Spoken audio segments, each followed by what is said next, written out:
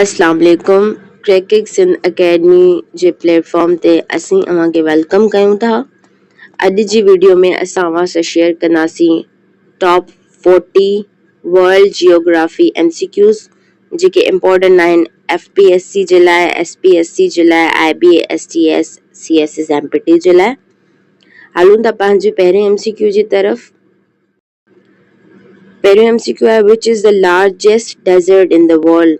दुनिया में वॾो सहरा कहिड़ो आहे? उहो आहे Antarctica. Antarctica is the largest desert in the world. अच्छा, तव्हां हिते कंफ्यूज न थिजो।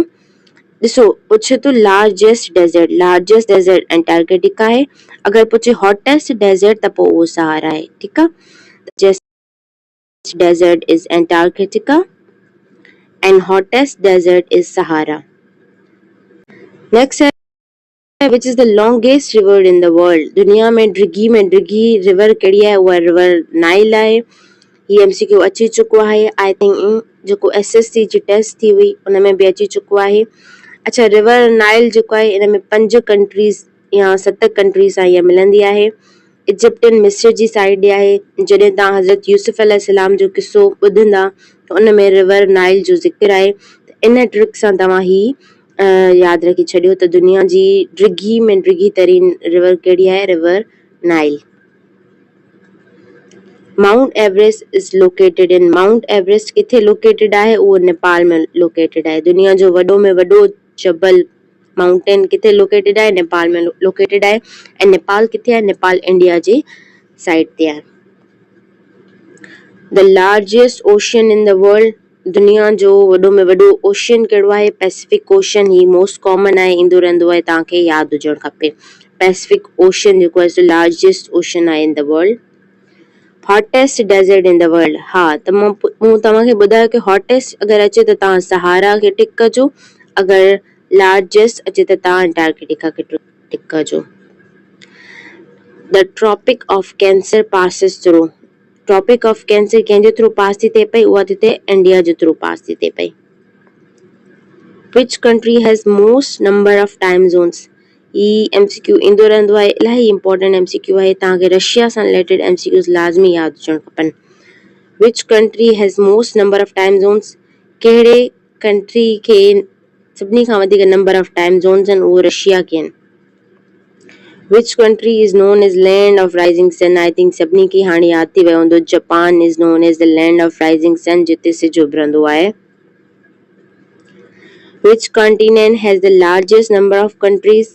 कहिड़े कॉन्टिनेंट में सभिनी खां वधीक नंबर ऑफ कंट्रीज़ आहिनि? उहो आहिनि अफ्रीका में। अफ्रीका में सभिनी खां वधीक नंबर ऑफ कंट्रीज़ आहिनि। आई थिंक हिते हिन जो MCQ जो ऑप्शन ग़लति टिक थियल आहे, जेतिरो मूंखे यादि थो अचे पियो।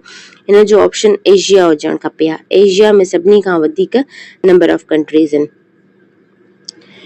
The deepest part of the ocean is marine trench. Marine trench जेको आहे डीपेस्ट गहरो तरीन जेको हिसो आहे ओशन जो, जेको टाइटैनिक वारो किस्सो थियो हुयो, जंहिंमें मिलियनर्स जेको आहे सो डूबी विया हुया ऐं उते जेको आहे हुनजी डेथ थी हुई, उहो मरीना ट्रेंच हुयो। Deepest part of the ocean. Which river is known as yellow river? कहिड़ी रिवर जेका आहे उनखे असां येलो रिवर चवंदा आहियूं? हुआंग हू खे असां येलो रिवर चवंदा आहियूं। हुआंग हू खे असां येलो रिवर चवंदा आहियूं। Which lake is largest freshwater lake by volume? Volume जे लिहाज खां वॾी में वॾी largest freshwater lake. Freshwater lake कहिड़ी आहे? उहा आहे लेक बैकाल। लेक बैकाल जेको आहे सो लार्जेस्ट फ्रेशवाटर लेक आहे बाय वॉल्यूम। फ्रेशवाटर कीअं असां चऊं कि मिठे पाणी वारी। विच इज स्मॉलेस्ट कॉन्टिनेंट इन एरिया? एरिया जे लिहाज खां नंढो में नंढो कॉन्टिनेंट कहिड़ो आहे? आई थिंक सभिनी खे अचणु खपे। उहो हिकिड़ो मुल्क बि आहे, उहो आहे ऑस्ट्रेलिया। ऑस्ट्रेलिया जेको आहे स्मॉलेस्ट कॉन्टिनेंट आहे by area. Which river flows through Grand Canyon? Grand Canyon जे थ्रू कहिड़ी रिवर फ्लो थी करे पई? उहा रिवर आहे कोलोरेडो। कोलोरेडो रिवर जेको आहे सो फ्लोस थी करे through the grand canyon. The Suez Canal connects E important MCQ आहे, ईंदो रहंदो आहे IBA में यूजुअली या SPSC इहे MCQ ॾींदी रहंदी आहे। स्विस कैनाल कनेक्ट थो करे पियो रेड सी एंड मेडिटेरेनियन खे, Mediterranean. Which is the world largest island? Iceland असां हुनखे चवंदा आहियूं जिन 14 समुंड हुजे ऐं विच ते हिकिड़ो ज़मीन जो टुकड़ो हुजे, हुनखे असां जेको आहे सो आइसलैंड चवंदा आहियूं। ऐं दुनिया जो वॾो में वॾो आइसलैंड कहिड़ो आहे, जेको हिकिड़ो कंट्री बि आहे, उहा आहे ग्रीनलैंड। ग्रीनलैंड खे असां दुनिया जो वॾो में वॾो लार्जेस्ट आइसलैंड चवंदा आहियूं। सो हिन जे 14 समुंड हुजे ऐं देन विच ते जेको आहे सो ज़मीन हुजे, हुनखे असां आइसलैंड चवंदा आहियूं। रिंग ऑफ फायर एसोसिएटेड आहे विथ वोल्केनोस सां एसोसिएटेड आहे। What is the capital of Antarctica? ही ईअं ॾेई करे कंफ्यूज तव्हां करे सघनि था, इन जो कोई बि कैपिटल न आहे, तव्हां यादि रखी छॾियो एंटार्क्टिका जो कोई बि कैपिटल न आहे। The Indus river originates from China, उन चाइना जो एरिया आहे, तिब्बत मां ऐं पोइ गिलगित बल्तिस्तान मां थींदे थींदे सिंध ताईं अची पहुचे थी। इंडस रिवर जेको आहे किथां ओरिजिनेट थिए थी? तिब्बत मां। तिब्बत इंडिया, देन गिलगित बल्तिस्तान, देन जेको सिंध में।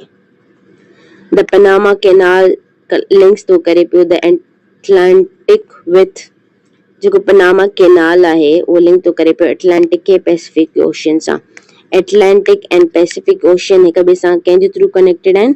पनामा कैनाल जे थ्रू कनेक्टेड आहिनि।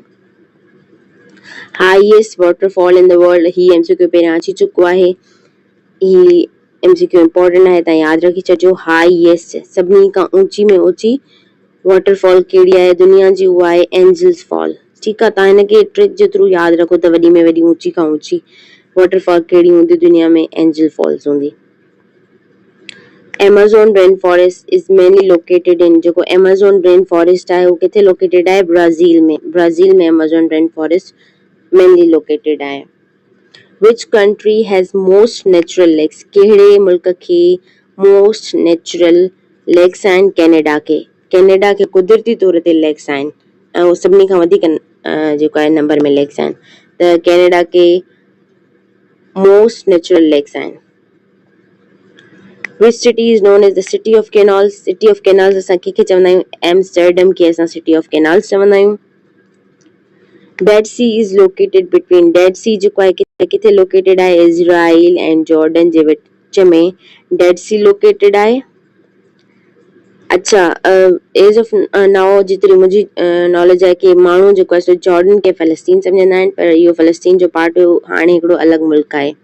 त डेड सी किथे लोकेटेड आहे? इज़राइल एंड जॉर्डन जे विच में।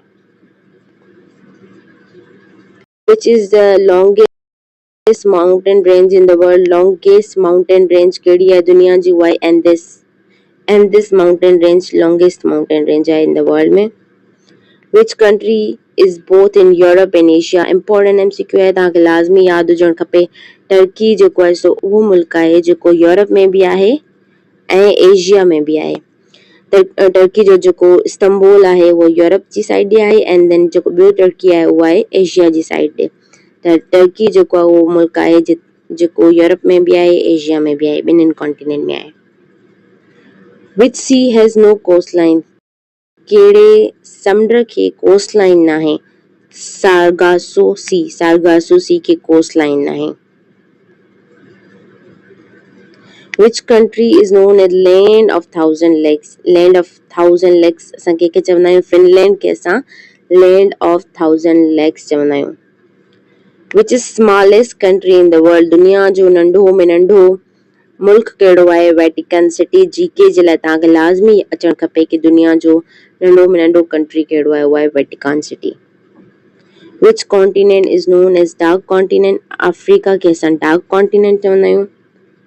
Which is the longest railway line in the world? longest railway line जेका आहे कहिड़ी आहे दुनिया जी? उहा आहे trans-Siberian is the longest railway line in the world.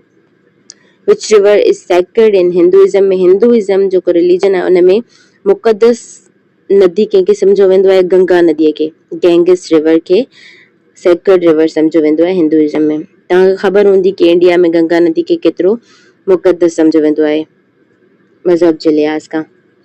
Which is the tallest mountain in Africa? Africa में tallest mountain कहिड़ो आहे? Kilimanjaro is the tallest mountain in Africa.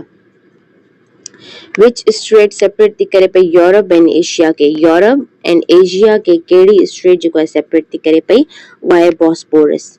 Bosporus straight आहे जेका सेपरेट थी करे पई यूरोप एंड एशिया के. ॿिनि कॉन्टिनेंट आहिनि उनखे कहिड़ी स्ट्रेट सेपरेट थी करे पई? बॉस्पोरस.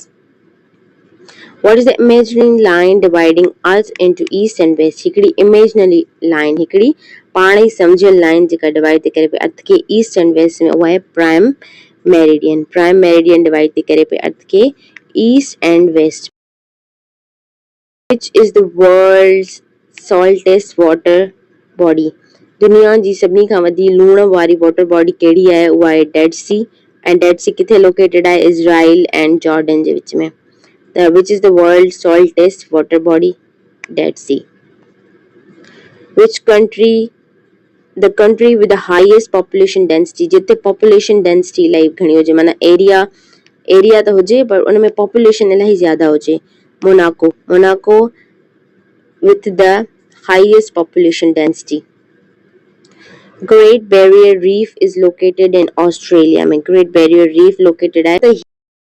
ही हुया असांजा टॉप 40 वर्ल्ड जियोग्राफी सां रिलेटेड MCQs. अगरि तव्हांखे असांजो वीडियो सुठो लॻो हुजे त तव्हां असांजे चैनल खे सब्सक्राइब करे छॾिजो. असीं ईअं ई अव्हां सां MCQs विथ एक्सप्लेनेशन शेयर कंदासीं.